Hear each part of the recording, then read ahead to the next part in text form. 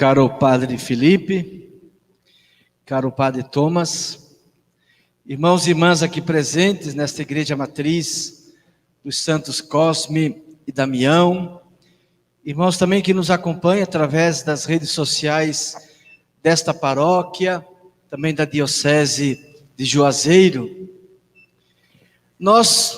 Vocês devem ter ouvido tantas vezes, como Diocese de Juazeiro, estamos no ano da palavra. Logo mais, em 2022, nós vamos celebrar os 60 anos da criação da nossa diocese, Jubileu de Diamante. Então, nesta caminhada para o Jubileu, este é o ano da palavra de Deus. Ano que vem, o ano da Eucaristia. E no ano jubilar, ano da caridade e da missão. Palavra, Eucaristia, caridade e missão são os 4 pilares sobre os quais se fundamenta, se constrói a comunidade missionária, a igreja. No livro do Apocalipse, tem uma passagem muito interessante. João conta que um anjo lhe trouxe um pequenino livro, e disse: come desse livro. No começo ele vai ser doce, apetecível, agradável, mas depois, quando ele chegar no estômago, ele vai se transformar em amargura, vai ser amargo, incômodo. E de fato, João colocou o livrinho na boca, era doce como mel, agradável. Mas quando foi engolindo e foi entrando junto ao estômago, aí sentiu que era amargo demais.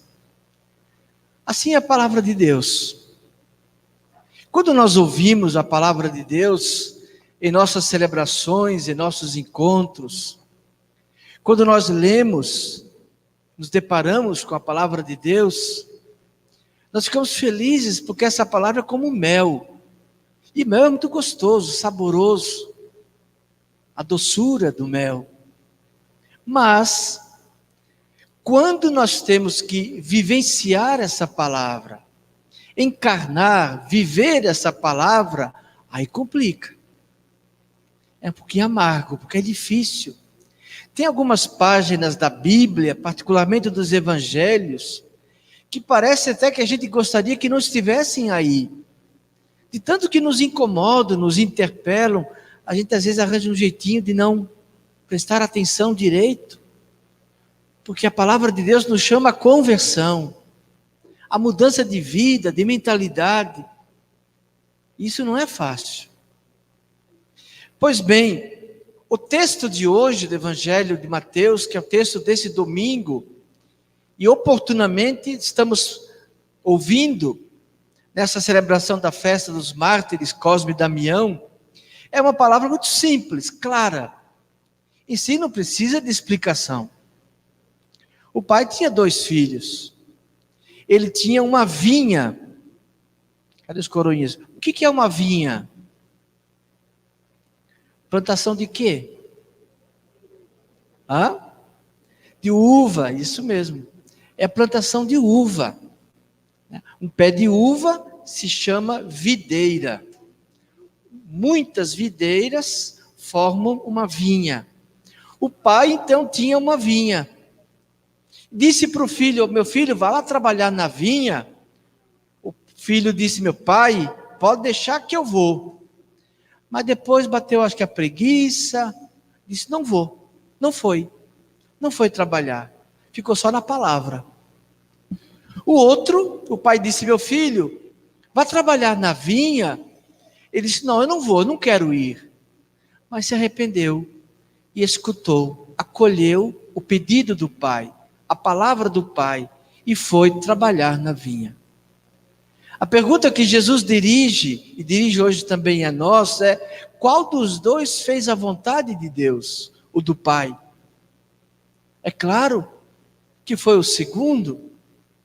O que Jesus quer dizer com isso? Que diante da palavra que nós escutamos, diante da fé que aqui nós professamos e celebramos, o mais importante é a vivência disso. Não basta uma fé professada, celebrada, mas uma fé vivida. Porque Jesus dirigiu essa parábola, foi justamente aos religiosos de sua época, sacerdotes, doutores da lei. E depois ainda Jesus tira uma conclusão muito dura. As prostitutas, os cobradores de impostos, vão entrar no reino dos céus antes que vocês. Isso é duro. O que Jesus quer dizer com isso? Que a gente tem que tomar cuidado, para que essa palavra que nós escutamos, ela não seja só acolhida com o ouvido, mas que seja acolhida com o coração, e que ela passe a ser carne em nossas carnes, em nossas vidas, em nossos corpos, passar para a ação o que nós escutamos, senão não adianta nada. Os mais velhos devem se lembrar daquela canção dos anos 70, pequenininha a gente escutava, não adianta ir à igreja rezar e fazer tudo errado. E a música ainda dizia, você quer a frente das coisas olhando de lado. Então Jesus está nos exortando a acolher a palavra do Pai, acolher o que o Senhor nos diz, acolher com alegria, dizer, Senhor, eu vou fazer a tua vontade, eu quero realizar a tua palavra, mas não ficar só no discurso, na fala bonita. Mas essa palavra é amarga às vezes, incomoda, nos tira da zona de conforto, nos tira do eu fechado, mas ela é a palavra que nos mostra o caminho da vida. Fazer a vontade do Pai, é isso que importa. Imagine que as prostitutas e os cobradores de impostos. Por quê? É muito claro para Jesus, e deve ser também para nós, que a fraqueza humana, que a fragilidade humana, não é empecilho à ação da graça de Deus. Não há pecado que seja obstáculo à ação da graça de Deus, que transforma, que converte, a não ser o pecado da arrogância, da dureza de coração, que esse é o pecado dos sacerdotes, dos doutores da lei, dos cobradores de impostos. Conheciam a palavra, eram mestres, peritos nas escrituras, viviam rezando e recitando os salmos, viviam estudando a palavra, mas eram tão duros de coração, que essa palavra parece que não penetrava no coração, não passava para a vida, eram frios, insensíveis, arrogantes, juízes dos outros. Enquanto que os cobradores de impostos e as prostitutas acolheram a presença de Jesus com humildade e aprenderam um caminho novo, um caminho de conversão, entraram no céu antes que eles. Hoje nós celebramos os santos Cosme e Damião. Eu perguntava para os dois meninos que estão ali, o Cosminho e o Damiãozinho, eu perguntava, por que vocês têm essa palma na mão? E eles não sabiam. Lá no livro do Apocalipse, fala dos que foram salvos, porque eles lavaram as suas vestes no sangue do Cordeiro. Por isso que eles têm a roupa vermelha. E nós hoje nos vestimos de vermelho, porque eles lavaram suas vestes no sangue do Cordeiro. E ainda diz o texto do Apocalipse, que eles portavam nas mãos palmas. Desde então a palma é o símbolo do martírio. Quando a gente olhar uma imagem de um santo, ele tiver uma palma na mão, a gente já sabe, ele foi martirizado, ela foi martirizada, derramou seu sangue por causa de Cristo, lavou suas vestes no sangue do Cordeiro. Todo santo A gente pode olhar Santa Bárbara, Santa Inês, Santa Cecília, sempre tem uma palma na mão, como Santos Cosme e Damião. Eles eram, uma palavra grega, anárgiros, que quer dizer que não pediam dinheiro. Eles eram médicos, e a gente sabe disso. A imagem também tem, eles têm uma caixinha na mão, cada um uma caixa, que são os remédios. Eram bons médicos, lá do Oriente, da região chamada Ásia Menor. E aí, quando eles conheceram Jesus, eles mudaram totalmente de vida, passaram a não cobrar nada, sobretudo dos pobres, e aproveitar o exercício da medicina, do cuidado com o corpo das pessoas, para cuidar também da alma das pessoas, para lhes anunciar o Evangelho, lhes anunciar a novidade de Jesus Cristo. Por isso que a partir disso, desse serviço do anúncio do Evangelho, por serem cristãos, eles foram assassinados, decapitados, ou seja, a cabeça foi cortada, decapitados por causa do Evangelho. Em Cosme e Damião, fizeram a experiência concreta de ouvirem a palavra de Deus e não deixarem que essa palavra ficasse à toa, mas que essa palavra de fato se transformasse carne em seus corpos. Eles eram portadores do Evangelho, com seu testemunho, com sua vida, com sua coerência. A palavra martírio, em grego martiria, quer dizer testemunho. Talvez nenhum de nós vai lavar as suas roupas no sangue do Cordeiro. Talvez nenhum de nós vai um dia ter uma estátua na igreja com uma palma na mão. Talvez não sejamos mártires. Mas todos nós somos chamados a ser testemunhas. Testemunhas. Ao sair daqui, é a palavra de Deus que nós temos que viver. É a palavra de Deus que nós temos que assumir e encarnar. O mundo tem sede da palavra de Deus. O mundo tem necessidade da palavra de Deus. Não só da pregação, mas da vivência da palavra de Deus. Talvez uma parábola para ilustrar. Nas parábolas vale tudo, inclusive os personagens, né? Numa casa tinha muitos ratos. Os ratos faziam a festa naquela casa. Comiam à vontade. Aí a dona conseguiu um gato daqueles brabos. Pronto, acabou o sossego dos ratos. De vez em quando o gato comia um rato. Aí os ratos resolveram fazer uma assembleia. Nessa assembleia começaram a conversar, discutir, como é que nós vamos enfrentar esse gato. Aí surgiu ideia de cá, ideia de lá, nenhuma ideia boa. De repente um ratinho jovem, novo, entusiasmado, disse: eu tenho uma ideia, vamos colocar um chocalho no pescoço do gato. Ora, quando o gato estiver chegando perto, a gente escuta o som do chocalho, duvido o gato pegar a gente. Mas foi uma festa, todo mundo bateu palma e viva, foi uma alegria só. A ideia brilhante, todo mundo ficou em pé para aplaudir, a ideia brilhante, colocar um chocalho no pescoço do gato. E aí um ratinho mais velho, mais experiente, sábio, ele se levantou e disse: eu quero só fazer uma perguntinha. Quem é que vai colocar o chocalho no pescoço do gato?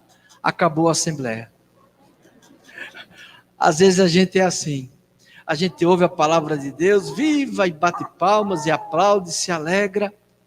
Mas viver essa palavra. E a gente sabe, quando a gente vai lendo o Evangelho, a gente vai percebendo que tem umas passagens ali que nos incomodam, que nos interpelam. E se não nos incomodam mais, é porque nós criamos calo duro no coração. Essa palavra bate, mas já não incomoda mais. Não podemos fazer como os fariseus, como os doutores da lei, hipócritas, duros de coração, deixando a graça passar, não acolher. Sejamos humildes. E Paulo, na segunda leitura, que texto bonito, é uma das passagens que eu mais acho belas. A carta de Paulo aos Filipenses, capítulo 2, versículos 5 a 11. Paulo diz assim: Filho de Deus, o Cristo, é igual a Deus, é Deus. Mas ele não se agarrou ao poder de ser Deus.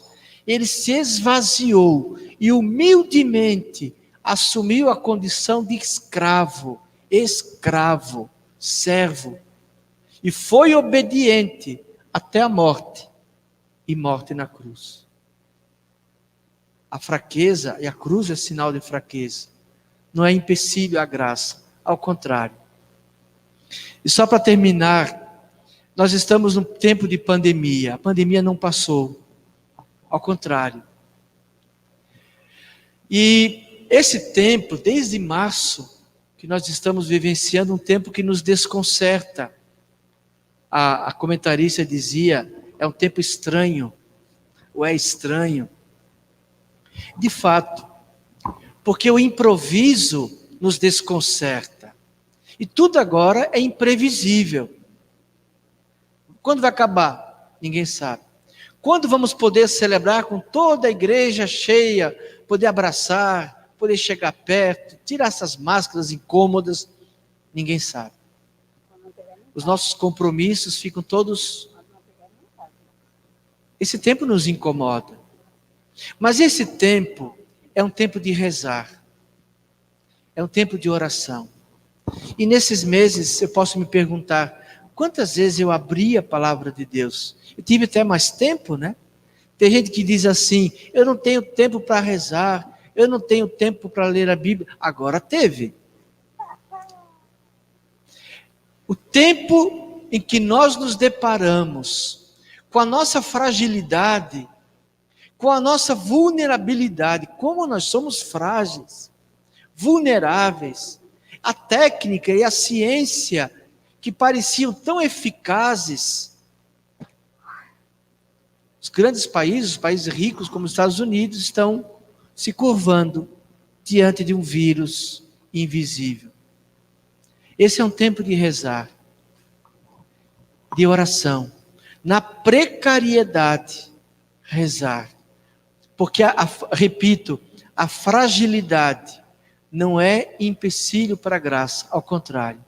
Porque o Filho de Deus, Ele nos salva, Ele nos redime, não na força, não no poder, não na grandeza, mas no mistério de um coxo no presépio, no mistério de um homem crucificado que grita, meu Deus, por que me abandonastes?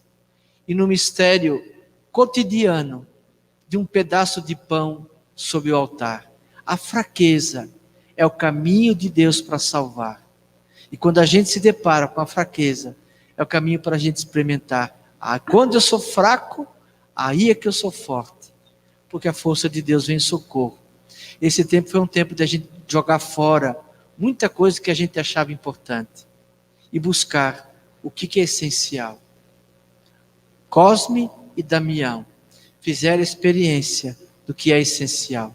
Por isso a própria vida se tornou relativa. Deram a vida por causa de Cristo. Louvado seja nosso Senhor Jesus Cristo. Para sempre seja louvado.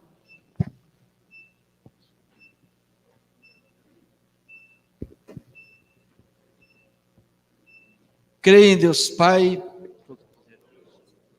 Criador do céu e da terra, e em Jesus Cristo, seu único Filho, nosso Senhor, que foi concebido pelo poder do Espírito Santo, nasceu da Virgem Maria, padeceu sob Pôncio Pilatos, foi crucificado, morto e sepultado, desceu à mansão dos mortos, ressuscitou ao terceiro dia, subiu aos céus, está sentado à direita de Deus Pai Todo-Poderoso, donde há de vir julgar os vivos e os mortos.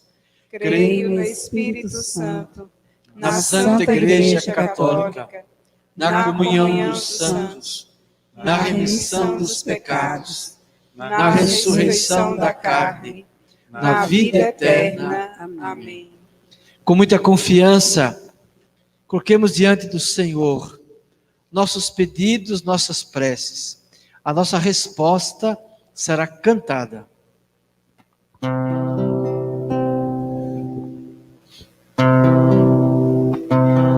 Por intercessão dos santos Cosme e Damião, ouvi-nos, Senhor. Por intercessão dos Santos Cosme e Damião, ouvi-nos, Senhor. Nós te agradecemos, Senhor, pelos ministros da Igreja, o Papa Francisco, nosso bispo diocesano Carlos Alberto Breis, pelo nosso pároco, Padre Felipe, pelo clero e por todos os anunciadores da palavra de Deus, cantemos. Por intercessão dos santos Cosme e Damião, ouvi-nos, Senhor. Nós te agradecemos, Senhor, pelos estudiosos da Bíblia, que, segundo a tua vontade, nos presenteiam com a Sagrada Escritura e procuram facilitar sua compreensão. Cantemos. Por intercessão dos santos Cosme e Damião, ouvi-nos, Senhor.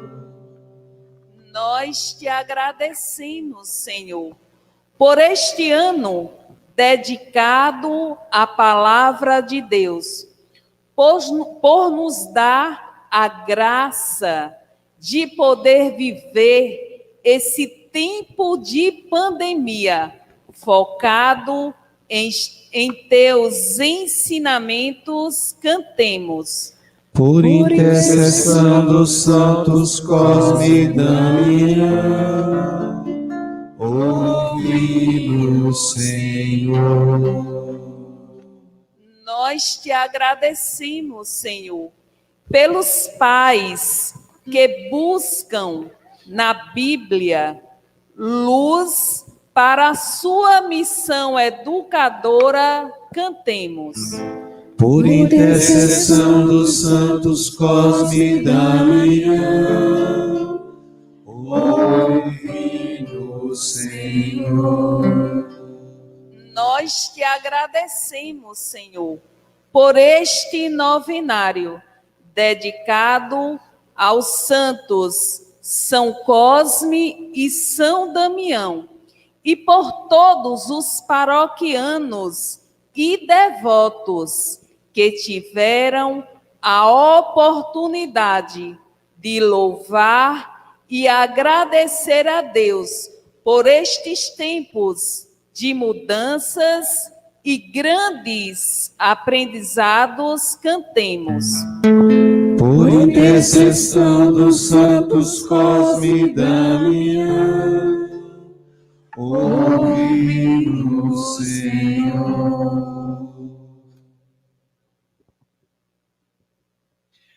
A providência de Deus teve um cuidado especial com o Padre Felipe. Nesse tempo de pandemia, um cuidado especial com as pessoas do chamado grupo de risco. O Padre Felipe não parece, mas já tem 60 anos, né?